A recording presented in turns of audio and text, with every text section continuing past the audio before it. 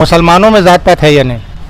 मुसलमानों में जात पात तो अगर बाहर जाइएगा, नहीं, इंडिया की बात कीजिए, भारत संविधान से चलता है। तो हिंदुस्तान की बात है तो हिंदुस्तान में जात पात, चूँकि यहाँ हज़ारों साल से जात पात का सिस्टम बना हुआ था, तो जब मुसलमानों का कन्वर्सन हुआ, कुछ लोग मतलब इस्लाम में मतलब दाखिल हुए, इस्लाम धर्म मतलब अपनाए, तो उन लोगों को पता नहीं यहाँ का जो जात बिरादरी बना हुआ था सिस्टम, उसी के तहत उन लोगों को उन लोग अपना हाँ या नाम में बोलिए, जात पात है या नहीं मुसलमानों में? बैकवर्ड फॉरवर्ड है या नहीं?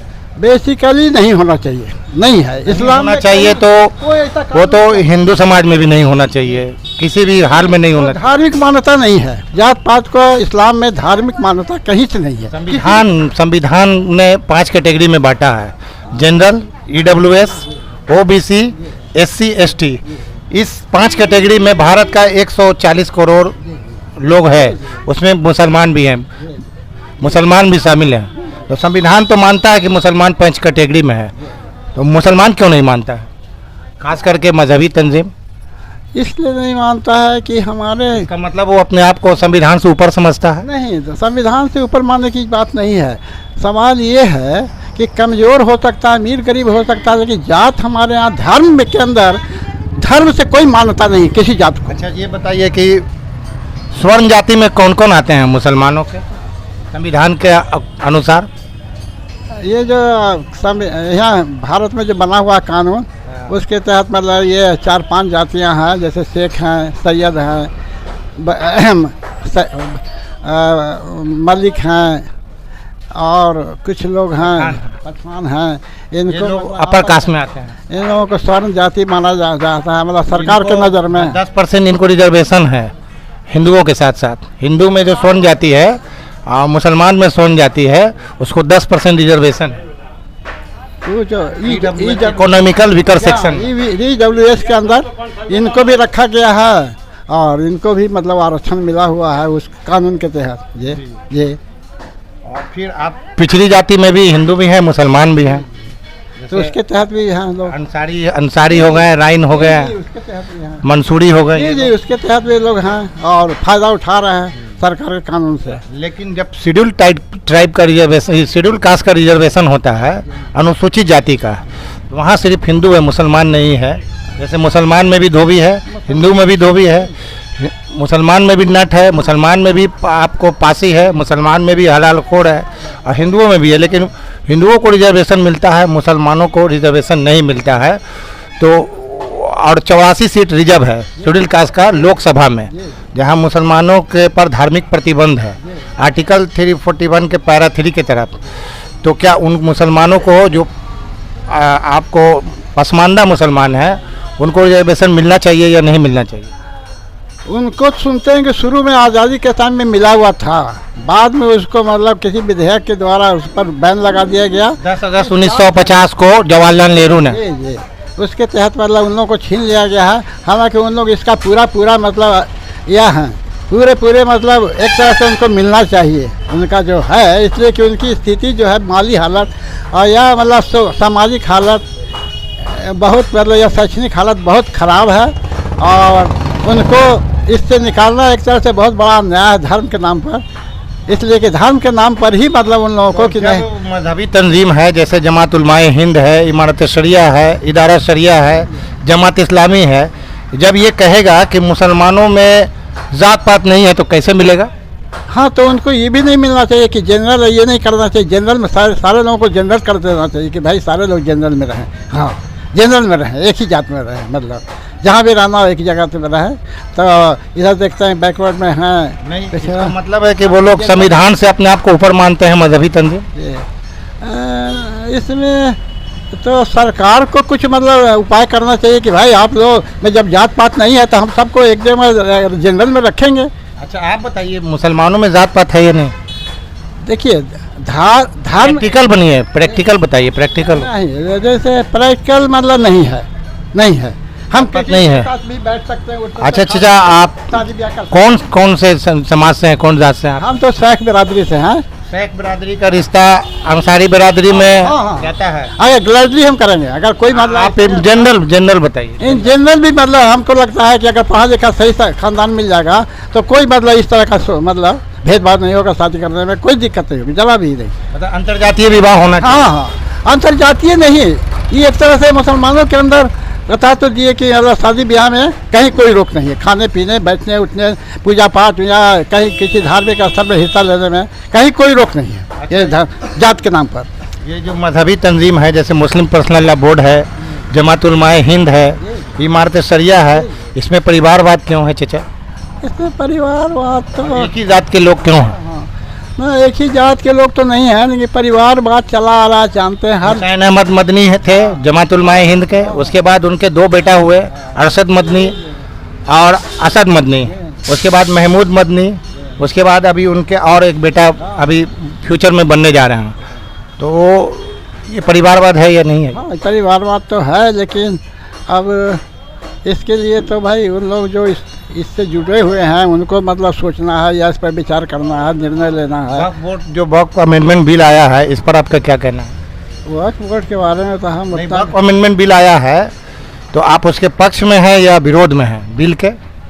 हम इस बिल के बारे में उतना हमको नॉलेज भी नहीं है। दूसरी बात है कि वक्फ जो होता है एक तरह से मान लिया कि दान किए हैं हम, तो उसको तो मतलब जो दान किया है जिस मकसद से, उसको मतलब उसी मकसद के लिए इस्तेमाल होना चाहिए और उस पर मतलब सरकार को ज़्यादा उतना हस्तक्षेप नहीं करना चाहिए, इसलिए कि वो कोई मतलब गलत काम के लिए तो है नहीं। वो तो अपना कोई मरने वाला जो लाभार्थी या किसी ज़्यादा धन है अपना उसने दान कर दिया किसी भी। जो वाकिफ होता है उसकी मंशा क्या होती है कि जो बेकार, जो गरीब है, यतीम है, बेवा है, मजबूर है, मजलूम है, माजूर है, उसको मिले।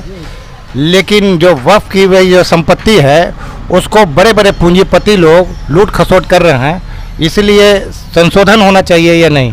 कम से कम आंतरिक सुधार होना चाहिए कि नहीं वक्फ बोर्ड में? ना उसमें सुधार तो होना चाहिए। अगर ऐसा है कि कुछ लोग उससे लूट घसूट कर रहे हैं तो वो तो दिया गया है एक तरह से गरीबों के लिए दिया गया है।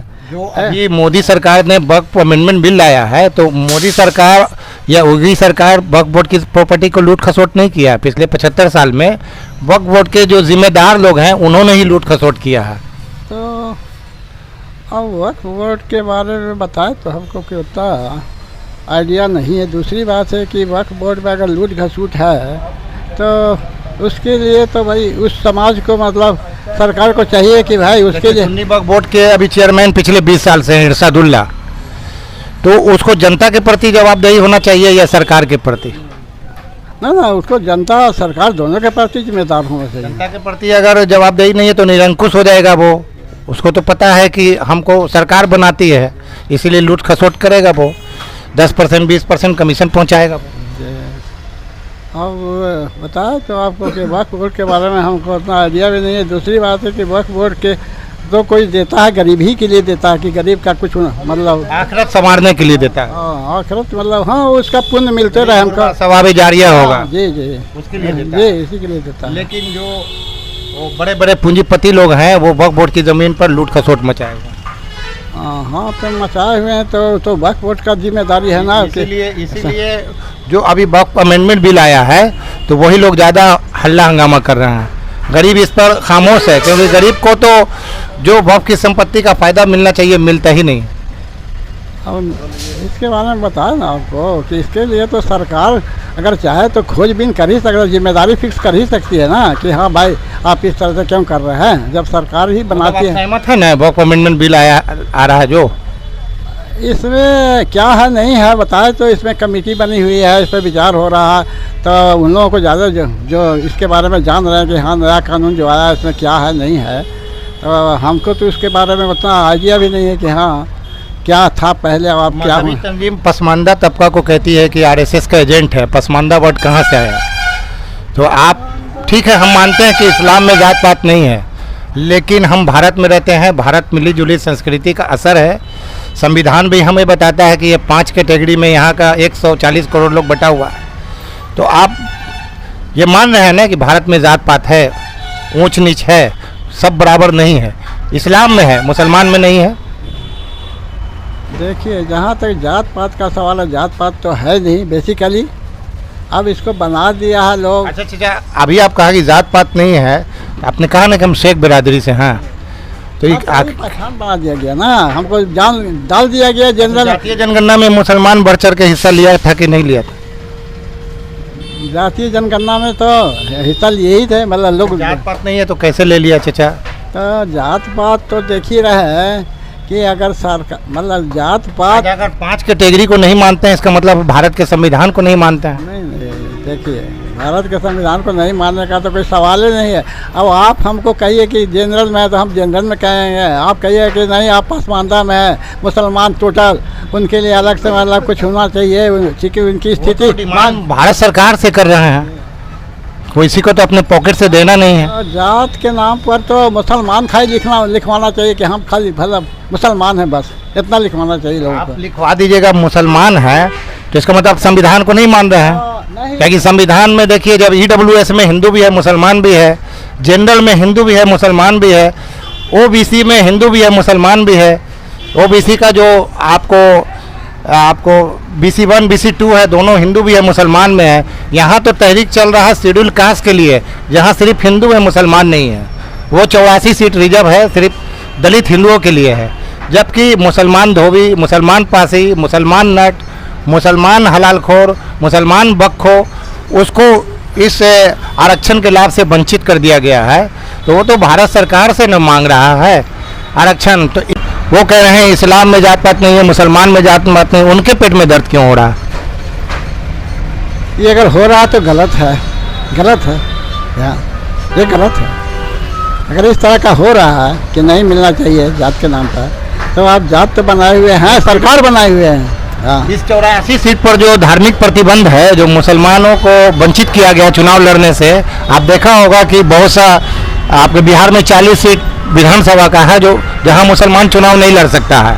38 शेड्यूल कास्ट के लिए है, 2 शेड्यूल ट्राइब के लिए है। अब पूरे भारत में 131 सीट लोकसभा का है, जिसमें 84 सीट शेड्यूल कास्ट के लिए है और 47 सीट शेड्यूल ट्राइब के लिए, जहां मुसलमान नहीं लड़ सकता है। यही वजह है कि पार्लियामेंट में मुसलमानों का रिप्रेजेंटेशन प्रतिनिधित्व कम है। तो मुसलमानों का प्रतिनिधित्व बढ़ना चाहिए या नहीं बढ़ना चाहिए? प्रतिनिधित्व तो उनको बढ़ना चाहिए, उनको बढ़ा